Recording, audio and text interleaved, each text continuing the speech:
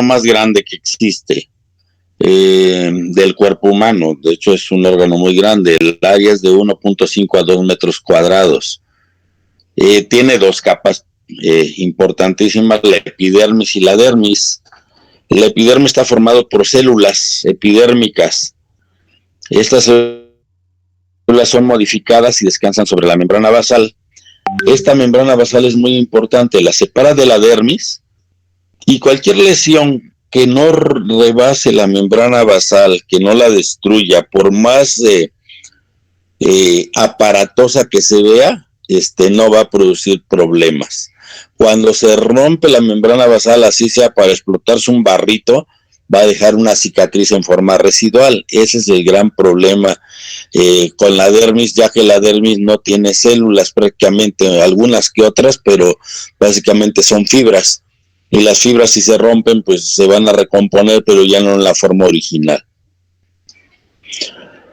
Hay muchas interacciones vitales, no es solamente una membrana de separación, no es solamente una barrera física, tiene muchos factores físico-químicos y biológicos que interactúan entre sí en forma repetitiva.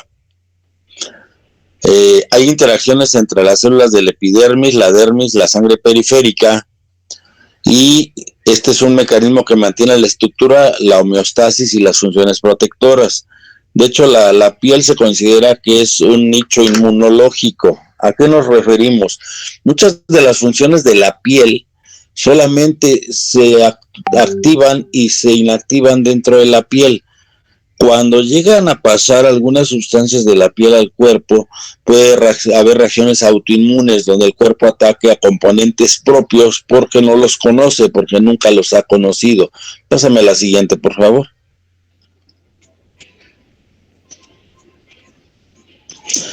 ¿Cuáles son las funciones?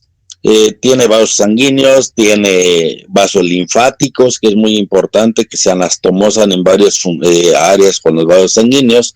Tiene nervios, lo cual nos da todas las funciones de sentir calor, dolor, vibración, todas las funciones de la piel que vamos a ver poco a poco.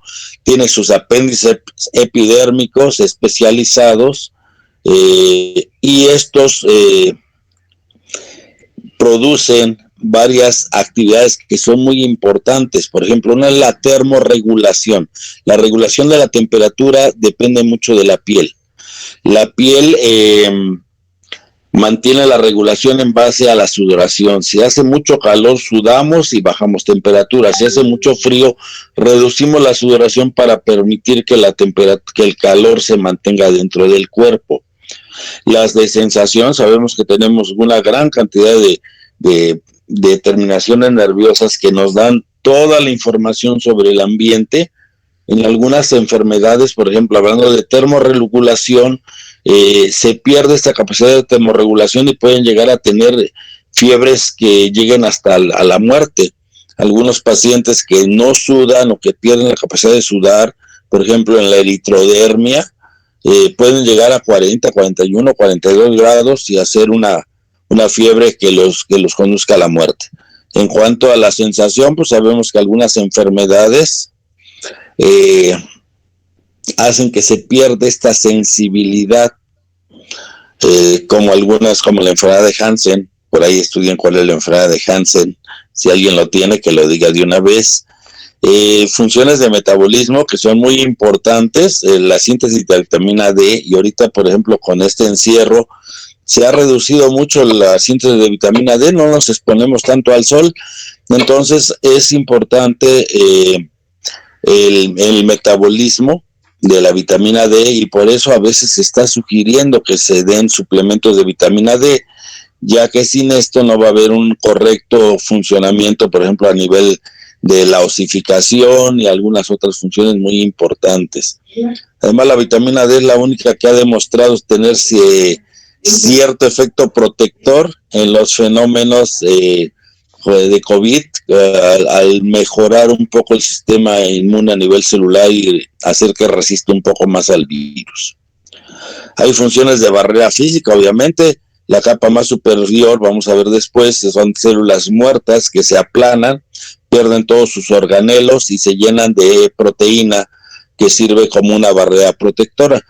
Por lo tanto, por ejemplo, cuando hacemos las pruebas cutáneas, tenemos que usar una lanceta para eliminar esa barrera de células muertas y permitir que el antígeno, en el caso de que buscamos alergia, haga una respuesta inmune. ¿Y qué es lo que pasa con la barrera inmunológica? Obviamente tenemos varias sustancias que nos protegen inmunológicamente de agentes agresores externos, ya sea físicos, químicos o biológicos. Esta barrera inmunológica nos permite hacer la prueba de alergia. Nosotros ponemos un antígeno que sabemos que es una sustancia que puede producir alergia. El cuerpo reacciona con IgE específica y se forma una roncha. Es la manera en que hacemos las pruebas de PRIC. ¿Hasta aquí todo se ha entendido? Sí, doctor. Ok, aquí vemos las estructuras de la piel, vemos la epidermis y la dermis con sus anexos. Entre ellos tenemos los folículos pilosos, las glándulas de sebo, toda la gran cantidad de material que llega a través de la dermis y que llega a salir hasta la epidermis. La siguiente, por favor. La epidermis tiene una composición básicamente de células. Tiene una densidad de 150 micras. La proyección de la epidermis dentro de la dermis se ven como unas clavijas. No sé si han visto cómo se hacen a veces los muebles. Algunos muebles no llevan clavos, sino que simplemente le hacen como unos picos a la madera que embonan en un hoyo. Esas son las clavijas que permiten la unión sin necesidad de clavos en muchas ocasiones. La célula más abundante, y luego se los pregunto cuando rotan y no se lo saben, es el queratinocito. El 90% son queratinocitos y se renuevan continuamente, dividiéndose en 4 tipos de queratinocitos. La siguiente, por favor. Tenemos las de la membrana basal, que están es el estrato germinal donde se produce una gran cantidad de mitosis para producir una gran cantidad de células. Después sigue hacia arriba el estrato espinoso, luego el estrato granular y el cornificado. Los elementos que controlan la proliferación y diferenciación de queratinocitos son muchos factores, no es un proceso sencillo. Hay factores de crecimiento, y en algunos casos factores cuando están afectados o faltan, pues no se produce la producción de más células de queratinocitos, y hay unas enfermedades que llaman aplasia cutis, donde no hay piel básicamente. Las citocinas, que son sustancias que avisan que se produzca más o se produzca menos. De los neuropéptidos, el calcio, la interacción célula-célula, entre ellas se pasan información, y la interacción de la célula con la matriz germinativa. Algunas enfermedades, por ejemplo psoriasis, se activa hasta 8 veces más la producción de piel, pero es una piel imperfecta, no llega a sus últimas fases de maduración, y por eso se van a producir esas famosas escamas que son características de la psoriasis. Entonces, tener en cuenta todos esos detalles es muy importante a la hora de estar evaluando la piel, qué tipo de problema puede tener, y hacer el ensayo mental de por dónde puede estar el problemita. La siguiente, por favor. Aquí vemos la epidermis con las 4 capas y cómo se mete en la dermis. Estas son las famosas espigas que le llamamos. La piel no es plana, sino que tiene como que entradas y salidas a la dermis, y ahí se ve cómo llegan los vasos nutricios. Los vasos nutricios no penetran en la epidermis, están en la dermis y simplemente le van soltando alimento a las células epidérmicas. Las siguientes. Los queratinocitos de la membrana basal descansan en esta membrana basal.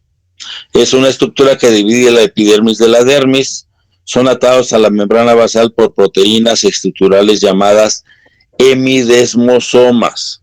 No se vayan a confundir. Los hemidesmosomas son unas proteínas que se meten a la dermis, así como cuando anclan las carpas de circo que les meten en la tierra, que meten unas como clavijotas y ahí la unen.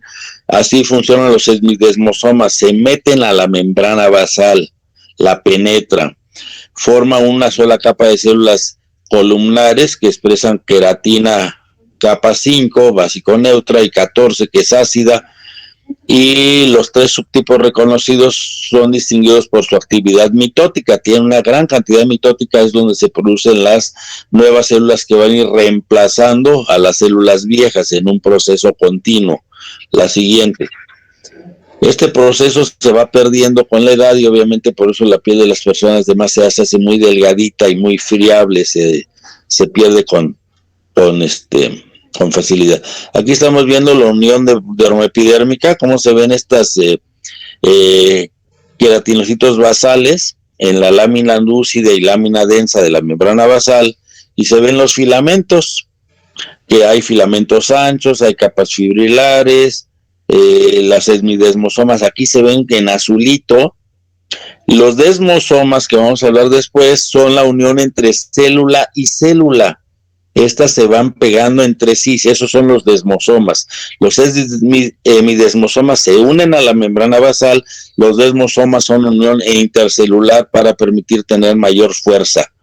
En la siguiente, por favor.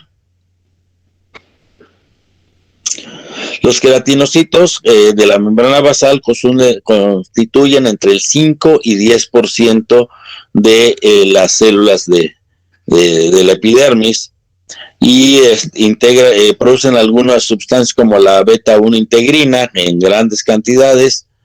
Las células amplificadoras son el segundo subtipo que constituye la mayoría de las basales. Se dividen para producir el tercer subtipo, que es el queratinocito postmitótico, que se va a diferenciar poco a poco y va a migrar a través de las 4 capas hacia la superficie de la piel.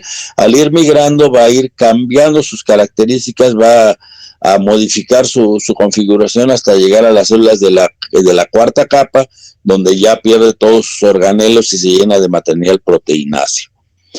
Durante la migración, como le dice, el queratinocito se va a aplanar, pierde organelos, se deshidrata y se modifica gradualmente su proteína y la composición de lípidos para hacer una capa semi-impermeable. Recordar que la piel sí puede absorber algunas sustancias, pero es en forma selectiva, y eso nos hace que por lo menos no te perdamos demasiada agua o no ganemos demasiada agua. Sin embargo, cuando nos bañamos o nos metemos a nadar, ¿no se han fijado que los pulpejos de los dedos quedan como hinchados? Y no es porque se deshidraten, sino porque se hidratan de más, se llenan un poquito del agua de la que estuvimos nadando o de la que estuvimos en el agua mucho tiempo.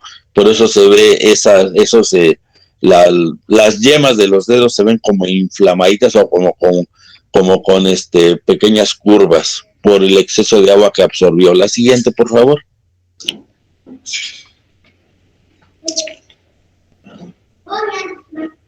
El queratinocito básico requiere 14 días para migrar hasta el estrato córneo y otros 14 días para descamarse de la superficie de la piel sana.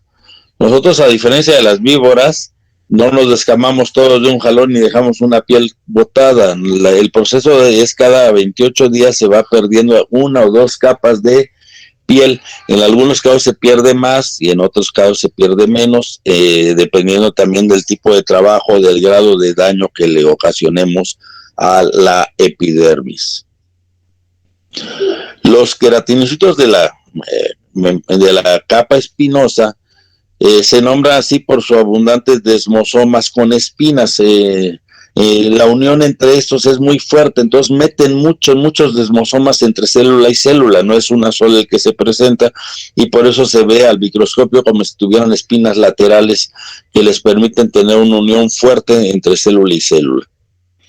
Sirven para unir queratinocitos a otros, en contraste con los hemidesmosomas, que ya dijimos que atan a la membrana basal y le dan resistencia. Los desmosomas van a contener diversas proteínas que les permiten tener esa fortaleza y elasticidad. Entonces es importante esto. Cuando jalamos la piel, Esta unión permite que se haga.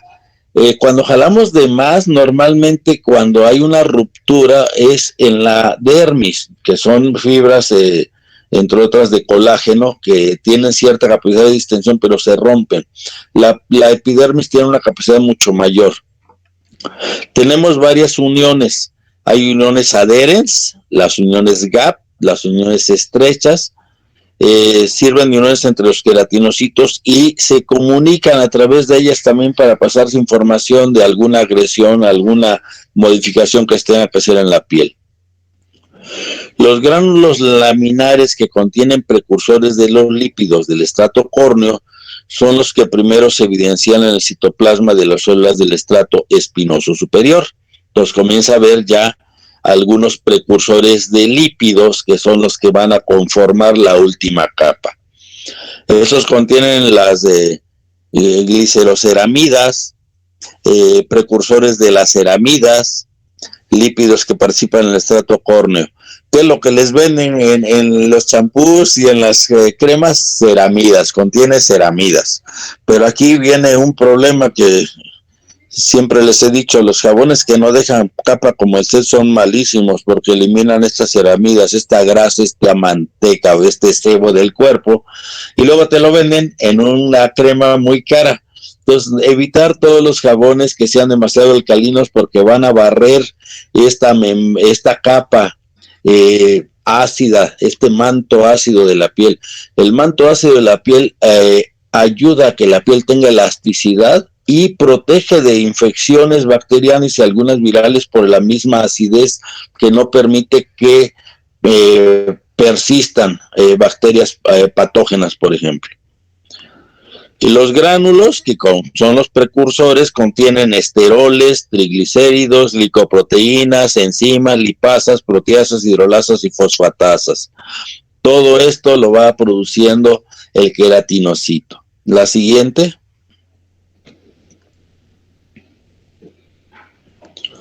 ¿Por qué se llaman granulares? Porque tienen gránulos basóficos, o de la capa granular, que contienen profilagrina, loricrina y filamentos intermedios de queratina. Son la penúltima etapa de la diferenciación antes del proceso de cornificación. La cornificación es cuando ya pierden todos sus organelos y se llenan de este material proteináceo y el manto ácido grasoso. El contenido laminar del gránulo sale al espacio intercelular entre estrato granuloso y el córneo. Hay modelos recientes que desafían el concepto de los gránulos laminares y que se funden en una matriz multilaminar de lípido del estrato córneo. La siguiente, por favor. Este último proceso forma un sello hidrofóbico del lípido. Acuérdense que hidrofóbico es que repele el agua. En la interfaz entre las capas granular y córnea, impide la pérdida de agua a través del epidermis, impide que se pierda gran cantidad de agua y que caigamos en una deshidratación.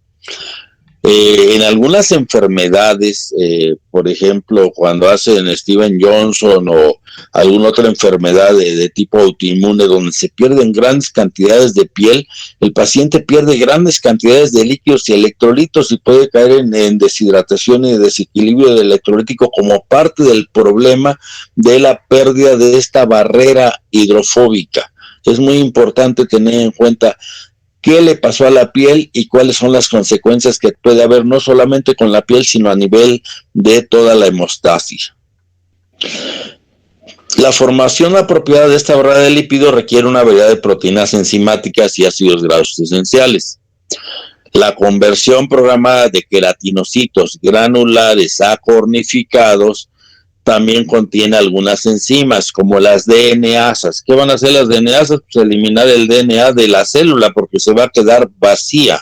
RNasas se lleva el RNA proteasas se llevan todos los organelos, mitocondrias, ribosomas, aparato de Golgi, todo eso lo tienen que destruir para que se rellene como si fuera un saco cuando va a llover, que lo llenamos de arena para evitar que el agua entre, para evitar que el agua entre.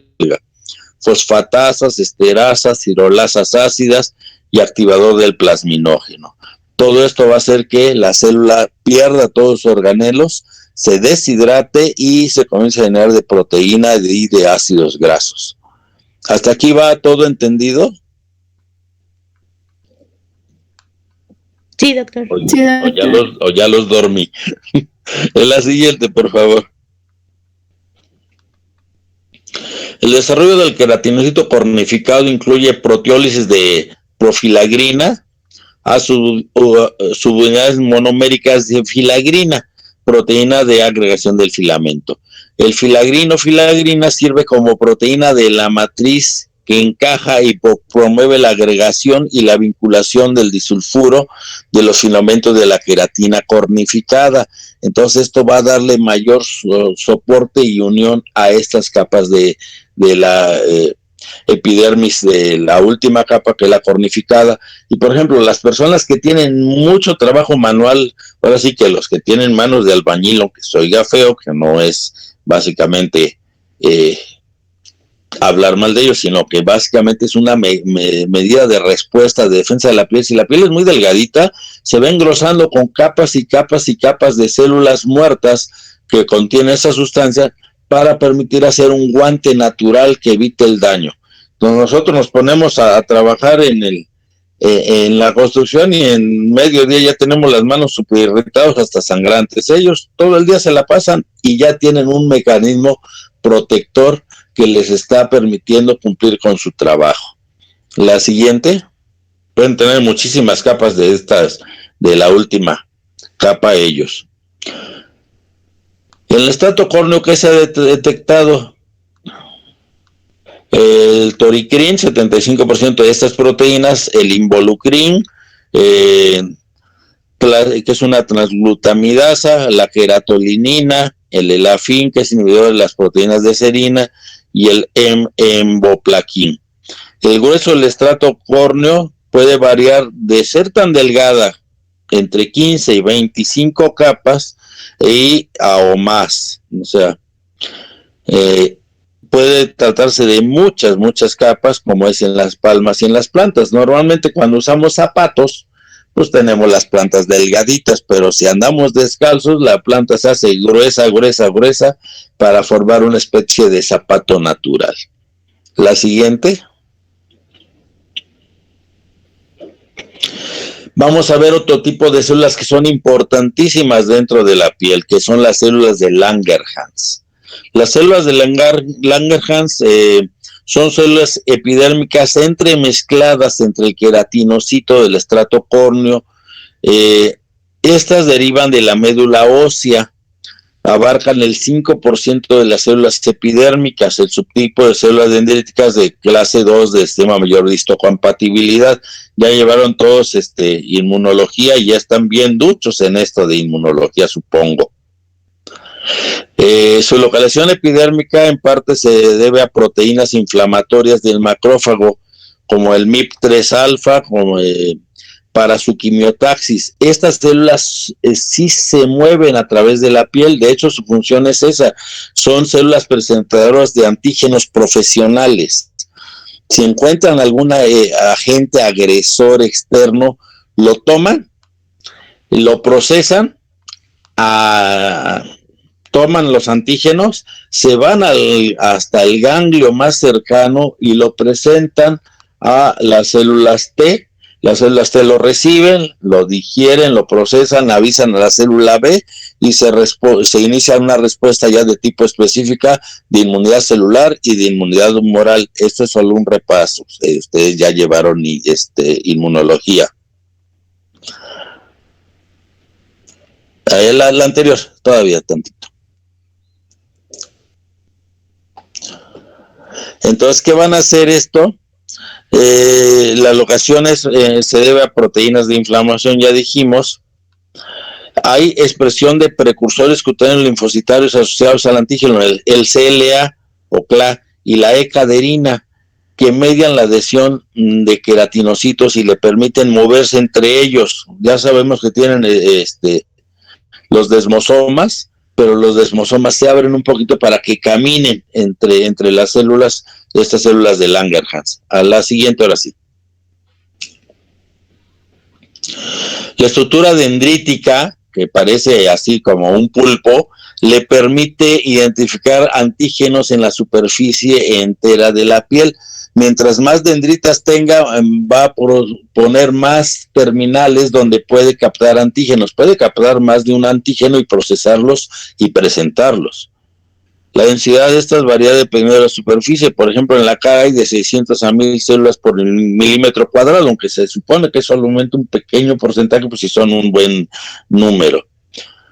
En el microscopio se demuestran si hay gránulos citoplasmáticos en forma de raqueta, que son gránulos de Birbeck, nos indica que ya se comió algunos antígenos. Entonces, estos son característicos de la célula de Langerhans, los gránulos de Birbeck. Memorícenlo o escríbanlo, puede ser pregunta de examen. La siguiente, por favor.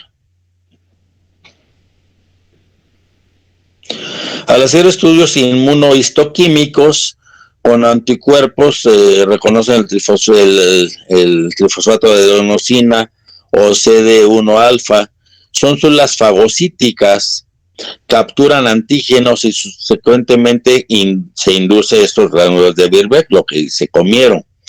Contrario, en estudios in vitro, las células de Langerhans pueden conservar su actividad fagocítica después de activación in vivo. O sea, si tú las sacas, pueden seguir teniendo capacidad de fagocitar. Con respecto a la alergia, que es un área que yo manejo, hay un receptor único para IgE de alta afinidad que se expresa en estas células de Langerhans, facilita la presentación del antígeno a la IgE, con lo cual pues va a detectar la presencia de una sustancia que está produciendo una alergia, por ejemplo, en la dermatitis atópica o en las dermatitis alérgicas de contacto. Es muy importante esta reacción. La siguiente.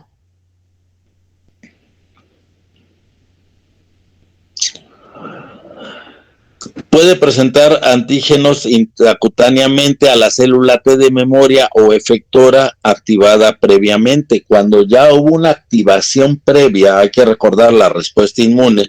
En una fase inicial es una respuesta lenta, en una fase de memoria la respuesta es más rápida y más intensa. La capacidad de presentación de antígeno por las células de Langerhans solo se revela después de la inducción con interleuquina 1 beta o factor necrosis tumoral alfa. Inducen su migración de ganglios linfáticos que drenan en la piel. Después de su migración inducida por citocina, las células de Langerhans pueden preparar las células T de los nódulos linfáticos e iniciar la inmunidad antígeno específica. Entonces podemos hacer estos estudios, estos experimentos para ver cómo funciona la célula de Langerhans, y es una célula muy importante en el sistema inmunológico, tanto benéfico como perjudicial. Cuando la respuesta es demasiado grave, pues puede inducir incluso reacciones severas que pongan en riesgo la vida del paciente cuando hay una alergia. La siguiente. ¿Qué vamos a tener? Linfocitos T intraepiteliales. Expresan predominantemente receptores T, alfa, beta y un repertorio restringido de BABB.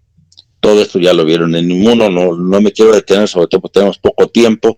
Estas irregularmente están distribuidas en forma irregular, constituyen menos del 1% de las células epidérmicas, solo 2% de las células T de la piel residen dentro de la capa supravasal del epidermis.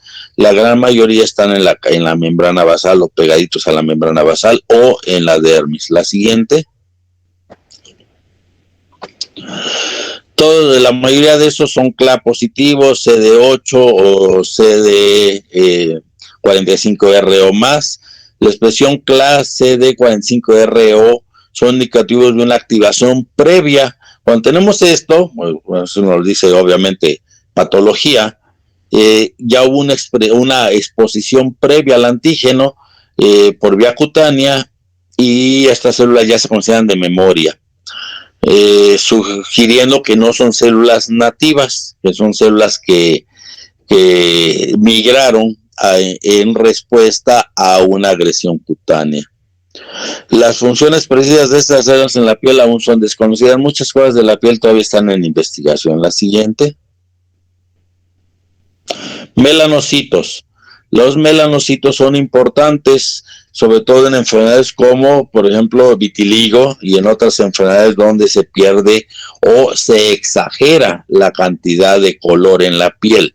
Por ejemplo, cuando las mujeres se embarazan, estos melanocitos aumentan la actividad, se forma la línea morena del embarazo, pero se puede producir el famoso paño o cloasma o melasma, que a las mujeres no les gusta, obviamente.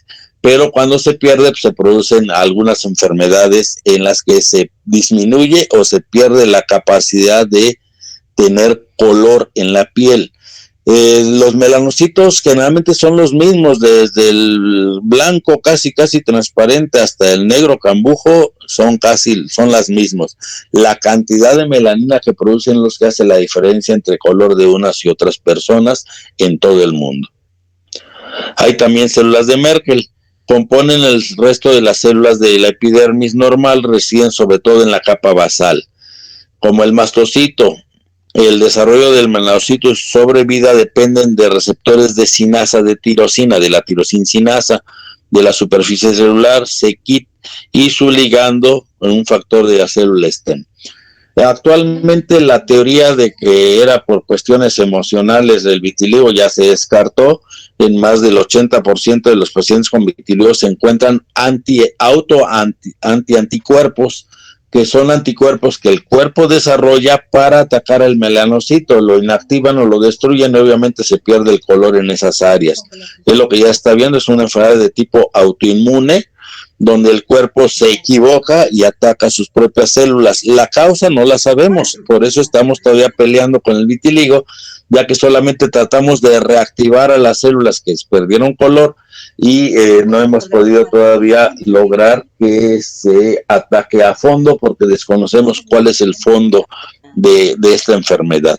La siguiente, pero hay otras enfermedades donde vamos a ver, ya las tienen configuradas, alteraciones de la coloración de la piel, en las cuales el melanocito juega un papel importante.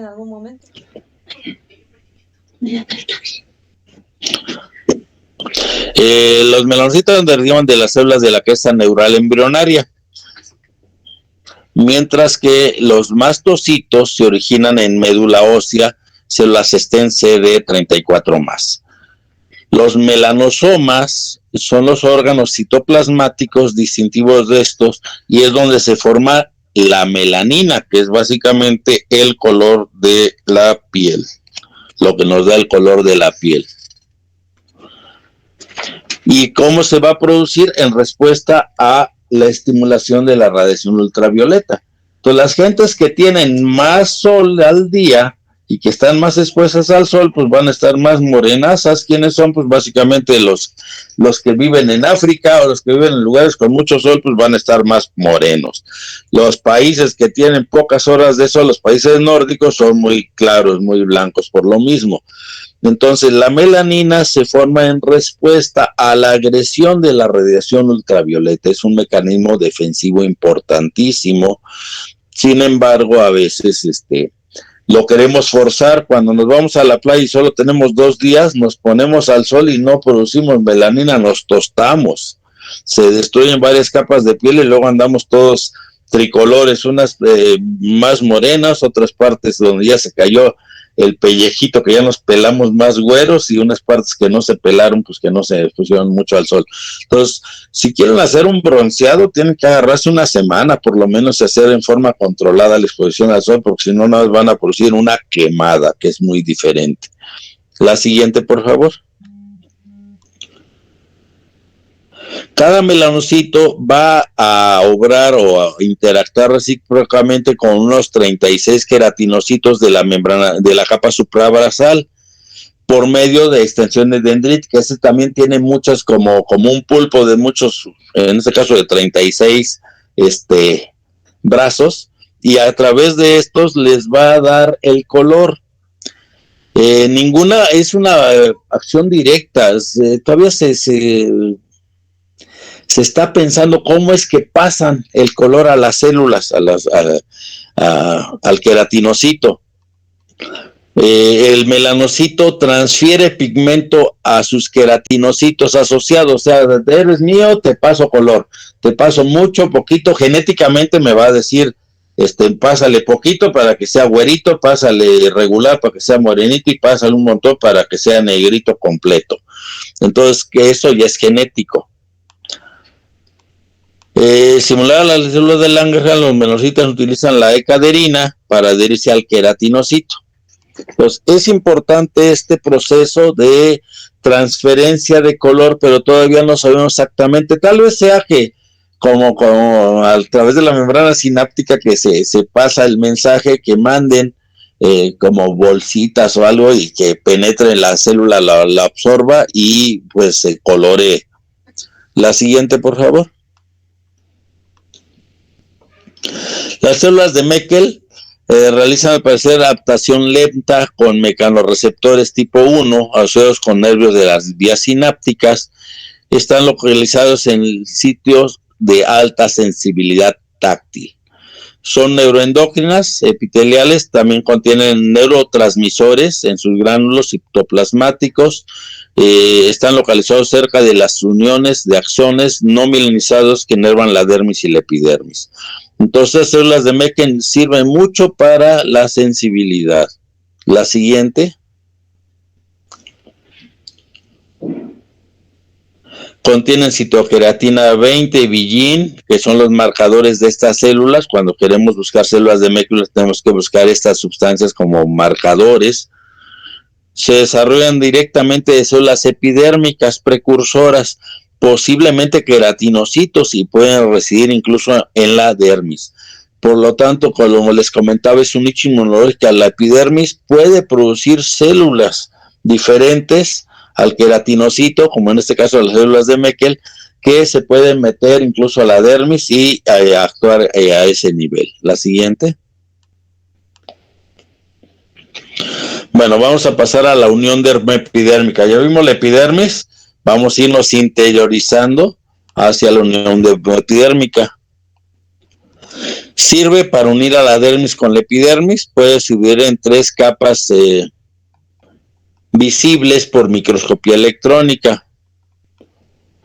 Hay filamentos anclados a los semidesmosomas en la capa lúcida, la membrana basal, que es la lámina densa, y las capas fibrilares ancladas o acodadas. Entonces, no es tampoco una estructura muy simple. Aquí estamos viendo cómo tenemos los semidesmosomas en azul y tenemos algunas fibras que se van adhiriendo a ellas, otras que se van metiendo más profundo y las que se van a meter básicamente a las fibras más duras de la dermis. Esta unión dermoepidérmica es importantísima para mantener la viabilidad y la funcionalidad de la piel. La siguiente.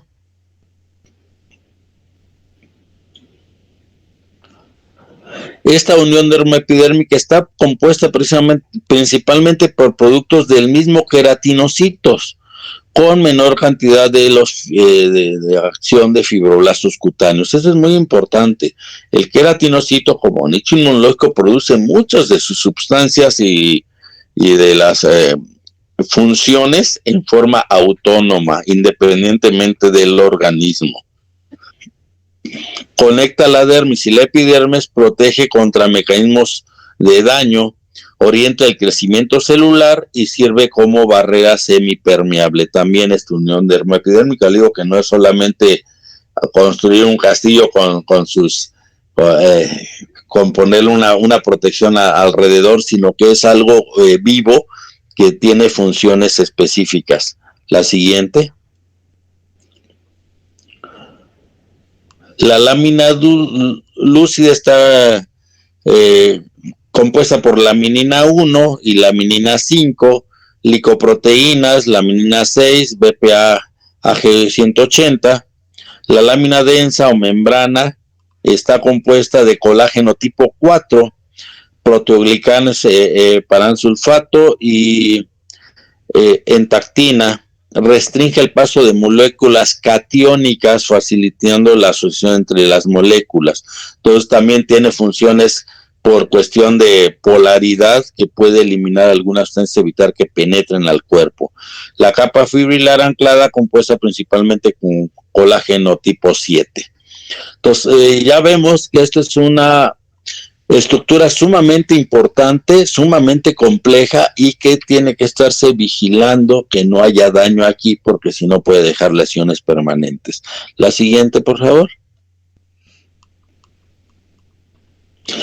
La dermis, vamos a entrar ya a la dermis. La dermis normal es acelular o muy pocas células, se divide en dermis papilar y dermis reticular. La dermis papilar es 2 veces más profunda que la epidermis, aproximadamente 300 micras. Contiene papilas interdigitales con la epidermis, esas famosas como espigas o como uniones.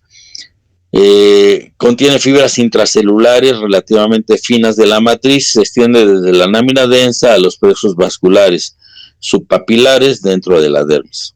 La dermis la restante 2500 de profundidad, es la parte más gruesa, contiene fibras más gruesas de matrices celulares llamada la dermis reticular porque forma una red.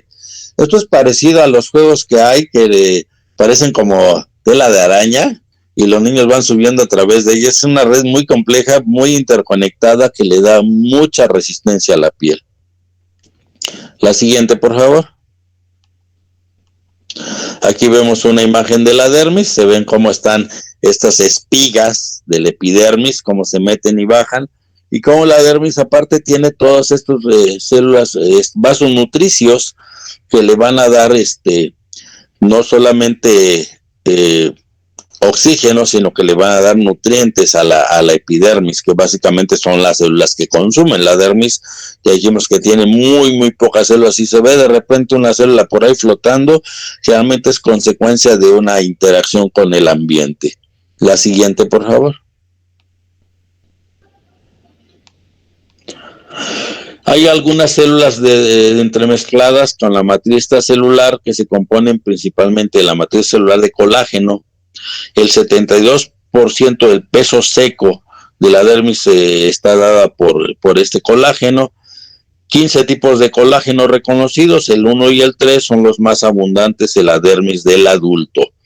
Las moléculas de colágeno compuestas cada una de 3 polipéptidos individuales que contienen repeticiones de tripletos de los aminoácidos glicina con alguna otra X o Y, se rearreglan en varias configuraciones y forman las fibras de colágeno. Estas fibras proporcionan fuerza mecánica en la dermis.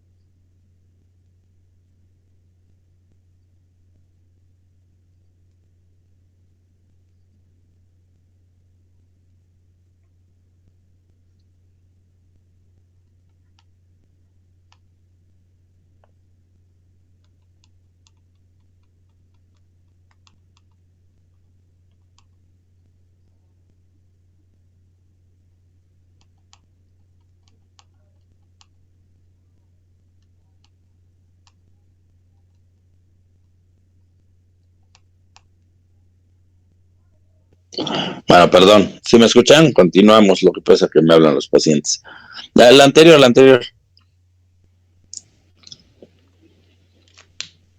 Entonces, esta fuerza mecánica de la dermis es muy importante, lo que le permite tener cierto grado de elasticidad. En algunos casos, cuando la dermis es demasiado elástica, se producen algunas enfermedades como el síndrome de Ehlers-Danlos, que a veces los llevan en los circos, esos que se meten en una cajita de cristal y se doblan como en 20,000 partes. Es un defecto, de hecho hay daño y a la larga van a tener daños importantes en la piel, pero sí este defecto les permite hacer cosas que uno no podría. La siguiente.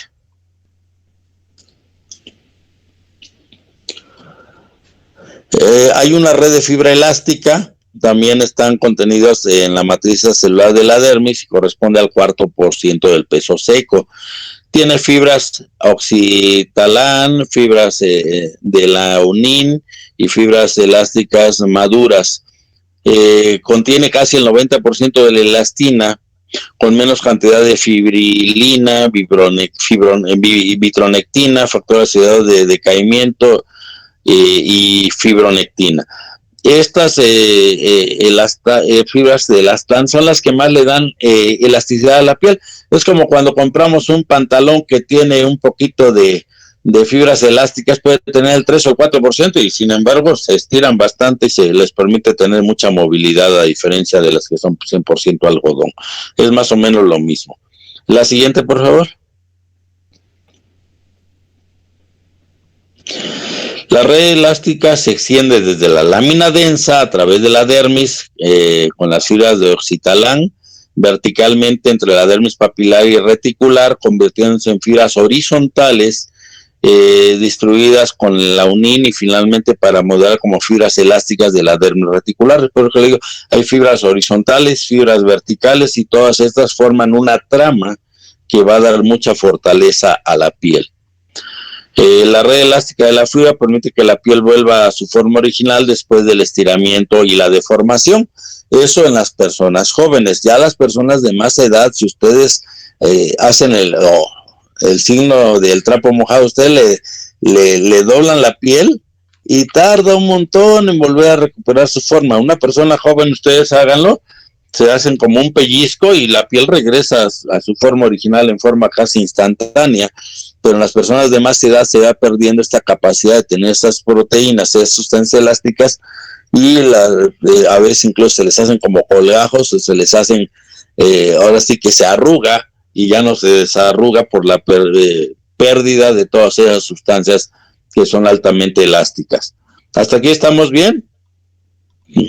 De todos modos tienen la presentación, léanla y busquen más bibliografía aparte de lo que les estoy pasando. La siguiente.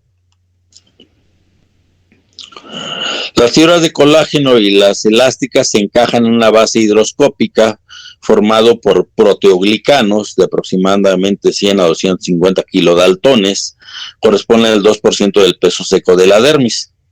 Las células que son escasamente distribuidas en la dermis son relativamente más abundantes en la dermis papilar que en la dermis reticular.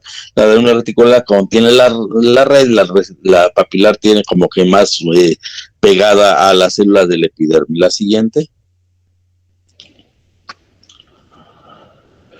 Los fibroblastos cutáneos derivados del mesénquima sintetizan y degradan las proteínas extracelulares de la matriz, incluyendo el colágeno, la elastina, proteoglucanos y fibronectina. Se tiene que procesar para producir nuevos y ya se hizo viejo, pues se tiene que eliminar. Hacen como hacen en las calles, que ya está feo el pavimento, lo levantan, lo reprocesan, lo mezclan con pavimento nuevo y va para abajo otra vez. Secretan mediadores también, contribuyen al desarrollo cutáneo del mastocito. Entonces ya vimos cómo la estructura cutánea es sumamente compleja, es un proceso bastante dinámico dentro de la vida de la persona y cambia con la edad. Por ejemplo, la piel del recién nacido es 10 veces más delgada que la de un adulto normal y la piel de la persona de tercera edad ya en la senectud es también mucho más delgada y con menos propiedades y capacidades que la del adulto joven.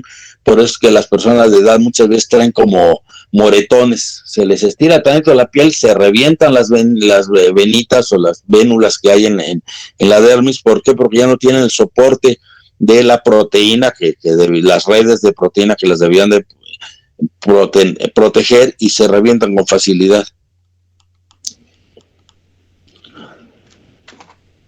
La siguiente, por favor.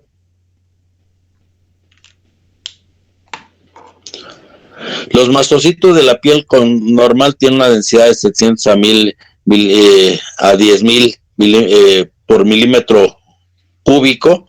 Se encuentran en la proximidad de elementos accesorios, vasos sanguíneos y nervios cutáneos. De hecho, salen muchos de los vasos sanguíneos. Pueden decir las síntesis de IgE por las células B, pero esto no es relevante en la piel porque las células B están típicamente ausentes de la piel. La siguiente. Los macrófagos de la piel tienen múltiples funciones. Tienen una fase efectora que procesa y presenta antígenos, es microbicida y antitumoral, es fagocitaria y secretora en general, secreta citoquinas y algunas otras cosas, sustancias que son importantes para mantener la regulación o la homeostasis. Los macrófagos CD64+ son capaces de mediar la inflamación cutánea. El marcador superficial CD68+ distingue e identifica el macrófago dentro de la piel. Este es su marcador. Cuando buscamos esto y encontramos este 68+, sabemos que es un macrófago cutáneo que está dentro de la piel. La siguiente. Las células dendríticas cutáneas incluyen dendrocitos cutáneos que representan la cuarta parte de la población heterogénea de la dermis normal, linfocitos T cutáneos que son típicamente CD45R o más y representan como CD4+ o CD8+. Poco se sabe sobre el papel de los linfocitos T cutáneos en la homeostasis y en la inmunidad cutánea. Se sabe que están ahí, pero todavía está investigando cuál es su función real. La siguiente. Aquí vemos la dermis con las pocas células que hay, que a final de cuentas no son tan poquitas, pero obviamente comparado con la epidermis, la dermis está vacía de células. La epidermis es un hervidero de células en las 4 fases que tiene, y la dermis se ve prácticamente llena solamente de material proteináceo y de los vasos nutricios y de todo lo demás, pero básicamente no se le observa gran cantidad de células. La siguiente, por favor.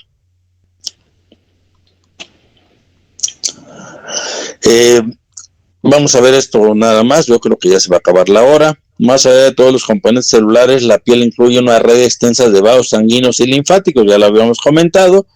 Es indicativa del importante papel termorregulador de la piel, regula temperatura. Los vasos sanguíneos y linfáticos no están juntos, pero sí tienen anastomosis en varias áreas. Los vasos que se tienen verticalmente conectan los vasos superiores y más bajos del plexo de la vasculatura linfática, o sea, si hay una unión entre ellos y sí se pasan sustancias e información. Dame la última antes de continuar hasta el próximo miércoles.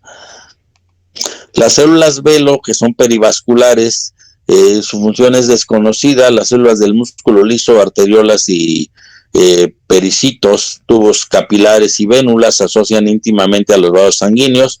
Ambos tienen función contráctil. Las células endoteliales de los vasos sanguíneos participan en la inflamación y su regulación de esta inflamación por expresión de moléculas como citocinas, prostaglandinas, factor de von Willebrand y factores tisulares. Todo esto es importante, pero se supone que todo esto ya lo vieron en inmunología. Espero que sí o que lo repasen. Aquí lo dejamos por cuestiones de tiempo, no quiero tampoco pasarme. Brenda, por ahí te pido que te acuerdes en cuál nos quedamos para continuar el próximo miércoles, por favor. Sí, doctor. Ok, entonces nos vemos el próximo. Espero ya ver lo que pasa con este sistema que cambió, nos hizo un relajo. No me permite dar sonido en la compu. Entonces vamos a ver, tenemos unos días para arreglar esta situación. Cuídense mucho, pónganse a estudiar, pónganse a hacer sus trabajos. Yo espero acabar en la próxima semana el capítulo 1 y ya les va a tocar a los que siguen con el capítulo 2. Conforme lo vayan presentando, mándenmelo al WhatsApp y mándenlo al WhatsApp general. Yo les diré si hay que hacer alguna modificación o cambio o añadir o quitar algo para que pues logremos llevarlo lo mejor posible. De todos modos, yo cuando presenten voy a estar interactuando con ustedes para agregar un poco de información a lo que ustedes estén presentando. Sí, doctor, muchas gracias. Que tengan feliz 6 de enero, que les llegue algo de Reyes, ojalá se hayan portado bien y por lo menos a comer rosca, que ya nos toca. Cuídense mucho. Hasta luego, que la pasen bonito. Igualmente, doctor.